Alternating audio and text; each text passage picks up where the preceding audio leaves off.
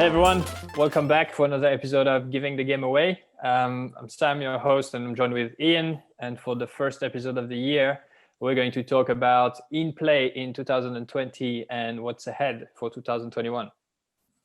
That's good. How are you, Sam? Yeah, I'm good. Had a good start of the year so far. What about you? I'm good. It was a weird Christmas. It's a very weird Christmas, but it's good that we've got 2020 in the past, which is why we're going to spend 20 minutes talking about it now. 2020. I thought it would be good to have a retrospective on 2020 because I joined Admix in 2020, and even before I joined Admix, I was seeing news stories on the drum and stuff like this. Everyone talking about they were calling it in-game advertising being the next big thing, adverts inside gameplay. Obviously, now that I'm here, we call that in play, and that's I can see a lot more clearly why it's important.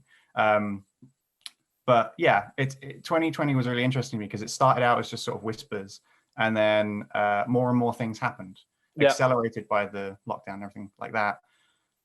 So yeah, I thought it'd be good to just run through a few months and talk about stuff. Some will just be stuff we gloss over. Some will be a bit more important. January, all I've got is that so many news sources and experts were talking about in-game advertising being the next big thing. I'm sure this was on your radar at the start of 2020 as well. How did it feel being in a company and seeing everyone talking about the thing that you've been doing for like 2 years, being up and coming? Yeah, it's certainly been an exciting year because of that.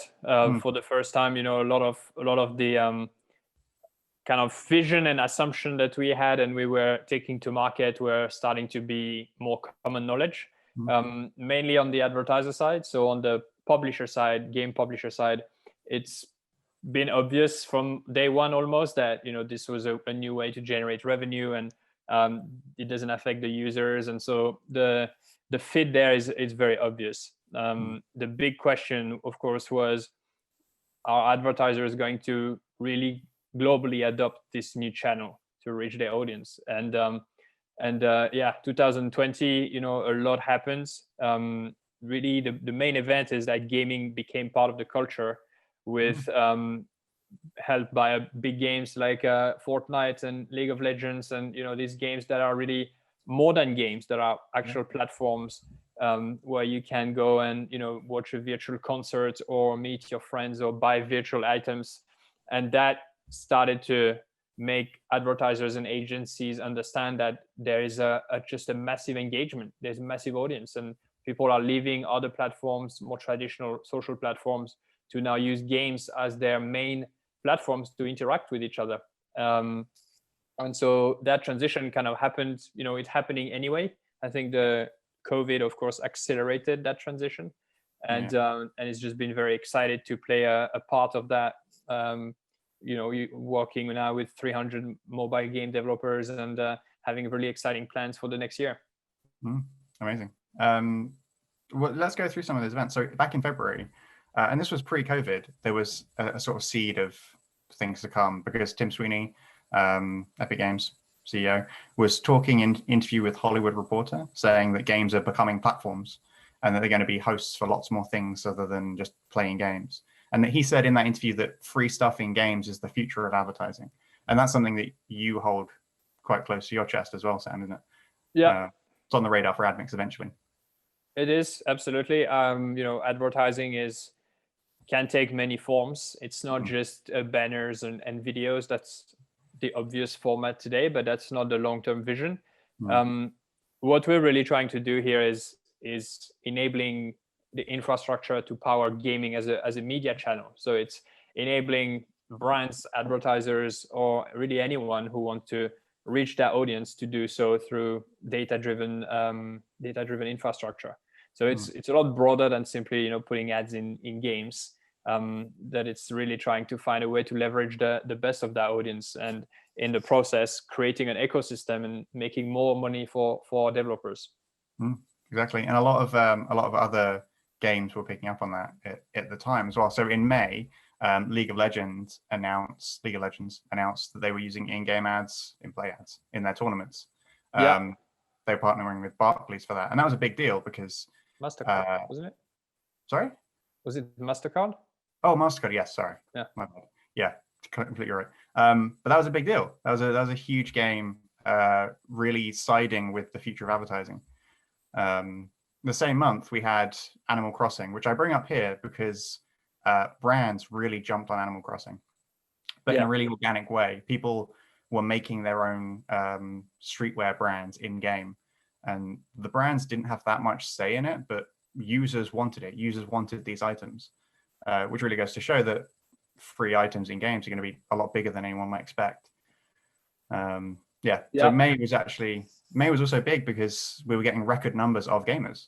It was the start of lockdown, which was bad, but people were turning to things that comforted them, and games really stood up. It shows how viable a market it is for all of this stuff. Yeah, I think, overall, we've probably done a few years of progress packed into one. That transition was happening anyway, so COVID didn't really create the trend, but certainly accelerated it. And yeah, when it comes to engagements, that's the beauty of gaming as a channel. It's so much richer than a traditional web page, where you're very limited if you want to advertise or promote a message on a web page. You really can do a video, a banner, or some text. That's the only way you can convey information. But gaming is three-dimensional. It's real time. There's interactions with it. So of course, the future of advertising in a game is going to be very different from the annoying type of ads that you are used to on the traditional internet. And we're talking about interactive mini games that could be branded.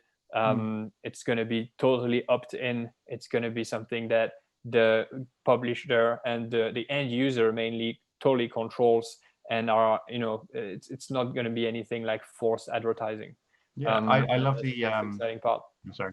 I love the Animal Crossing example, especially because all of the brand advertising in that was firstly user made, so they were making these outfits themselves. But the people who were doing this loved it. It was part of their personality. Showing off these brands and this branded clothing made them happy, and that should be the ultimate goal of advertising. And in-game advertising seems to be moving in that direction. Brand interactions that aren't intrusive and annoying, but actually make you feel good and show off who you are. Yeah. And the mechanics of that are the same as you are in the real world, right? Why, at least on the fashion side, which a lot of the activations we have seen last year, 2020, on gaming were fashion related. And the mechanics are the same. It's a status thing. In the real world, you buy branded clothes because it looks nicer, of course, but also because it's branded and you know how people are going to react to that. In the game, it's the same. Now people spend probably more time interacting in a digital environment than in a real environment because of COVID and so on. And so they also want their avatar to look cool. They also want, it's the exact same mechanics. So it's a no-brainer that this market is already in the hundreds of billions of dollars when it comes to purchases, and this is not going to stop. No, not at all. So moving forward through the year, we'll come back to fashion soon. In June, we started to see a lot of gaming mergers and acquisitions, which we wrote a blog about. The industry was accelerated by lockdown, but we also announced raising more money in June, which was really exciting. Was this the sort of kickoff for like doubling down on investing in tech? Yeah, that was basically it. So that round was announced in June, but it was a few months in the making, even more. And to really give us the means and the resources to achieve our mission and our vision, which is to build that infrastructure and support game publishers and advertisers across the world. This requires a lot of investment, especially when we are at the very beginning of a market. And so investing, in tech as much as we can, that's our big differentiator. This is how we are different from our competition, who quite often work more of an agency model. We're truly building a product that is connected to various platforms, that optimizes the product so that it doesn't affect the performance of the game. There's tons of things, tons of compatibility things that we need to do, and that requires a lot of time. So investing in our team was the main priority that we had last year. and we're going to continue and do the same this year as well. So yeah, we certainly won't stop growing. That's one, when the market underneath you is growing fast, if you want to maintain your advantage against competition, you need to grow even faster. So it also puts a pressure on us to raise more money, invest more, and make sure that we are able to follow on that huge growth that the market is seeing. Yeah. So the reason I bring that up is in July we announced 14-day turbo payments, and that was a significant move to me. I had nothing to do with it, but it was significant to me, especially after seeing a big investment in tech, because it's really obvious that for ad tech to be used by developers, it has to be developer first and developer friendly. And this 14-day turbo payments thing seemed like another way of catering to developers. It affected their actual lives. Was that the sort of reasoning behind it?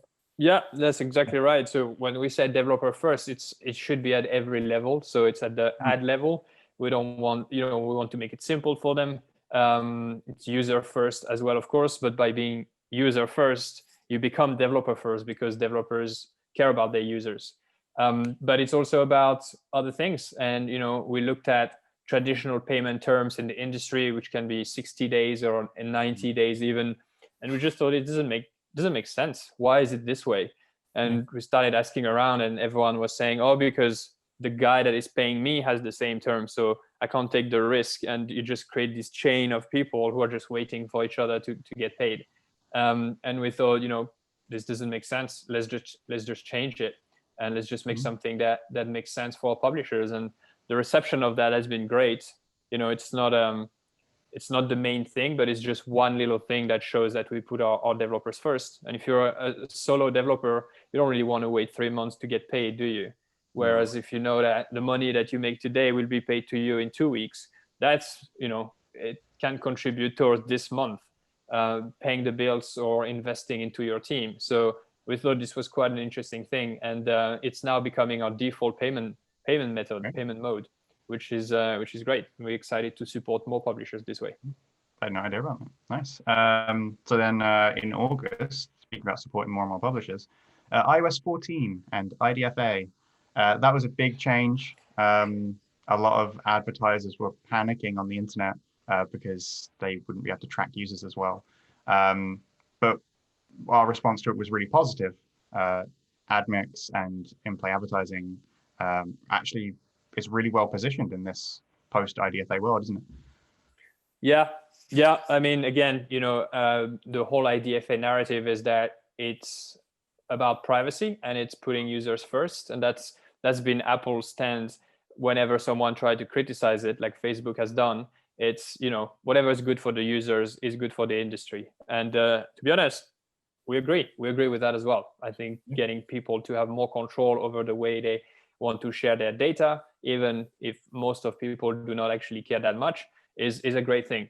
On the back end of that, it's a lot of effort to try to figure out the way that this is going to work for the industry.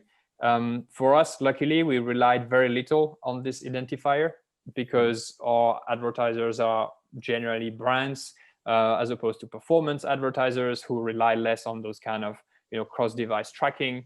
And we basically provide publishers a different revenue stream anyway, which is more resilient to this change. And so that actually helped us. And in various conversations, we were able to position Admix as an antidote to that uncertainty. And so far, it's been resonating really well. So it's just one more market event that certainly played in our favor.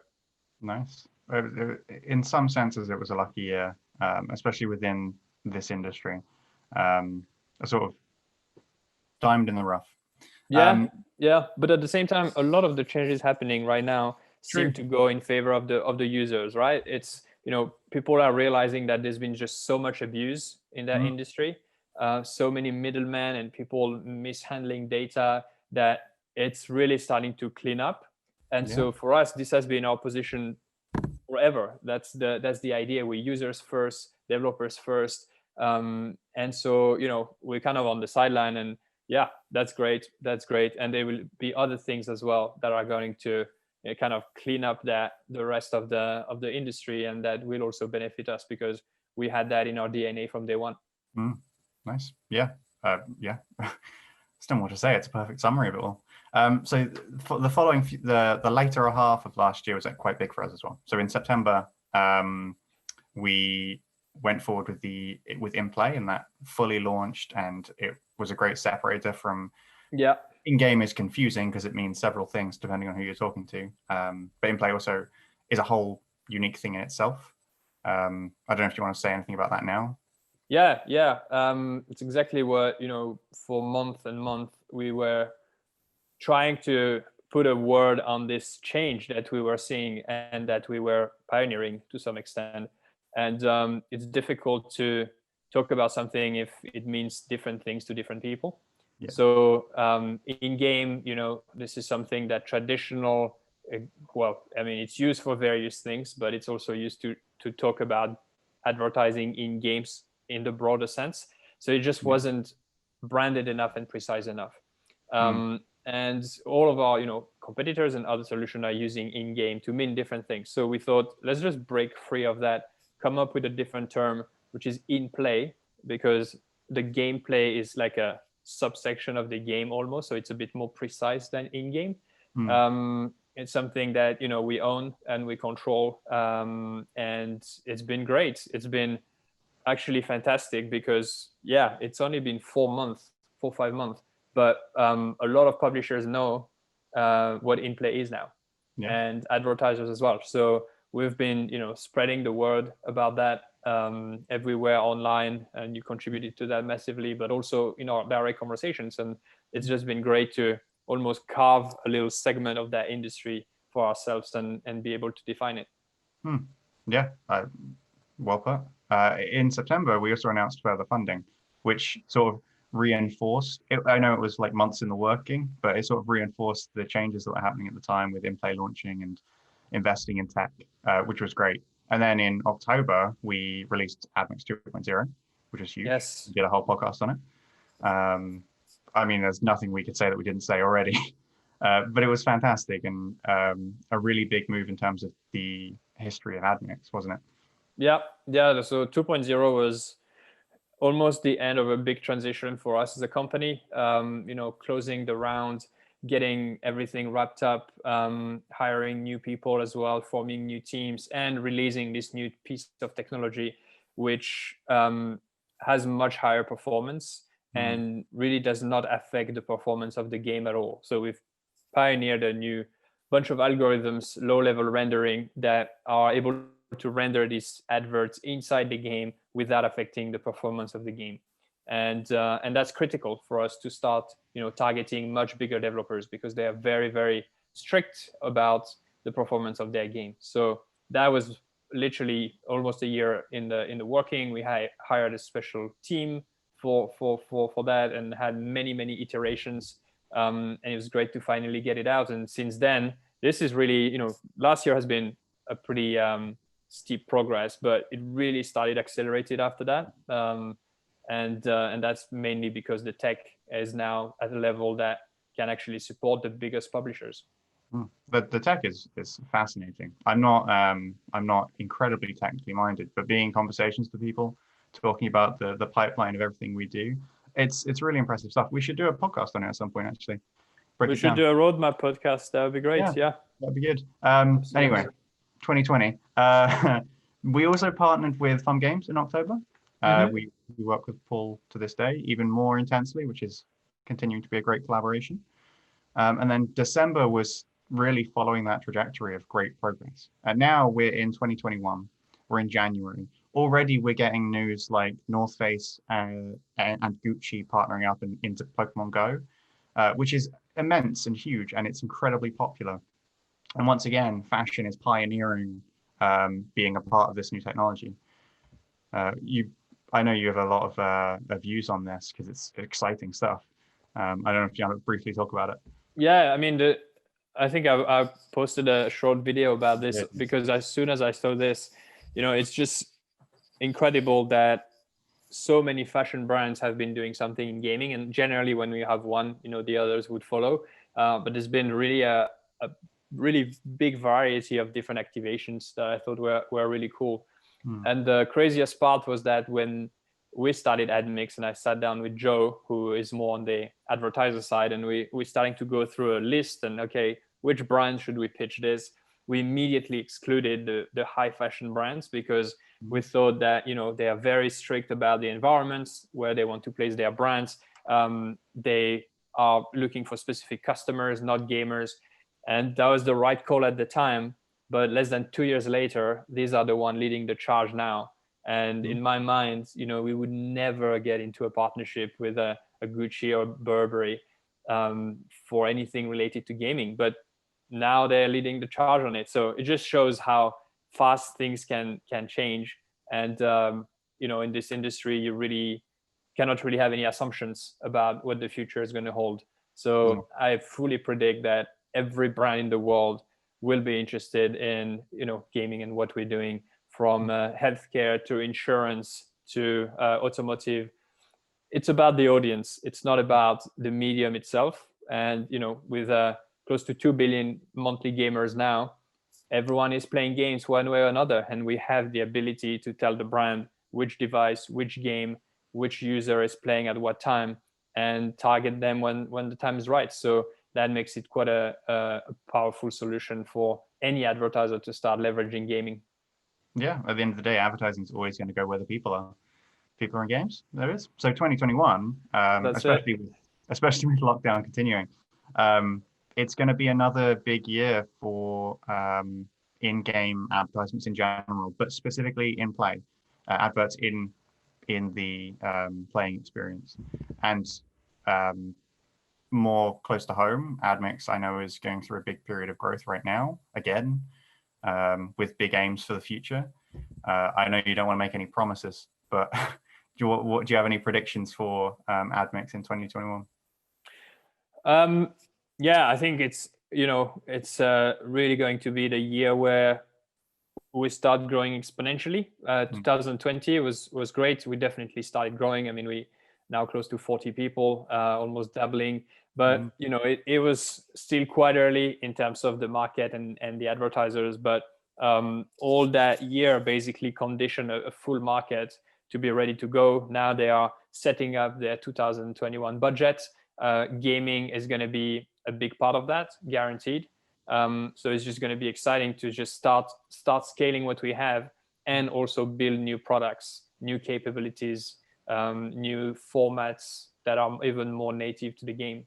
So for us, it's really all about scaling, working with bigger publishers. We have a huge pipeline currently integrating bigger advertisers, and differentiating or offering things that no one else does to attract people to work with us specifically. Great. I think we should do another podcast, because we've run this amazing survey in the game developer community showing their interest and the kind of things that they're looking at, and in-play emerges on top as the most exciting format for the vast majority of the top 100 mobile game developers. So that's quite something. It shows that it's not just an experiment anymore. This is really going to become a tool that they can use to leverage to generate significant revenue.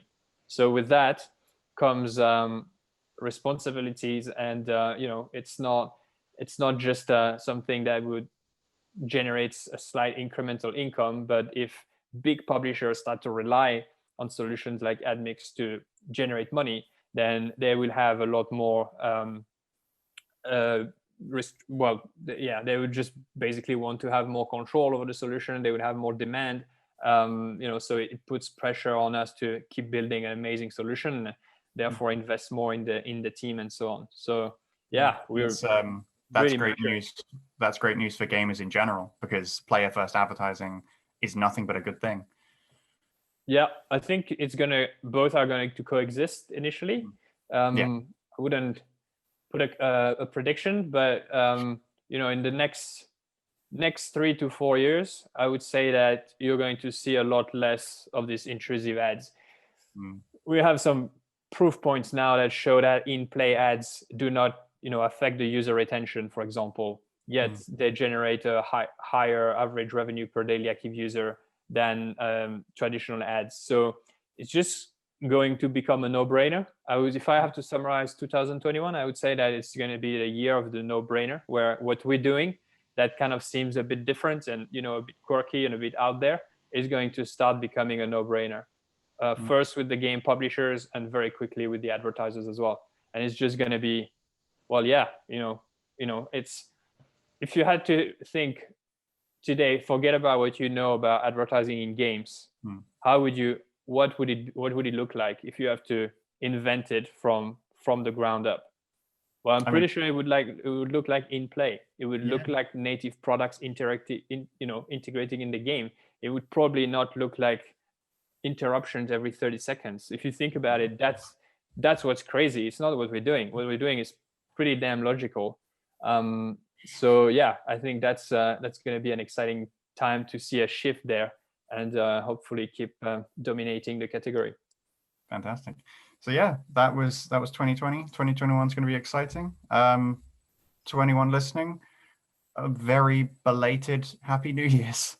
Happy New Year, everyone. And that was a great recap. Actually, sometimes you forget what you have done. So it was great that you were able to go for a month by month recap, and just made me think, wow, we did a lot, and yeah, super proud of the team. And this year is going to be even bigger. So next year we should do the same one, but it might take us a bit more time to go through everything, because there will be a lot more. Oh yeah. Yeah. Looking forward to it. Awesome. Thanks, Ian. Thanks everyone for watching, and I will see you next time in another episode.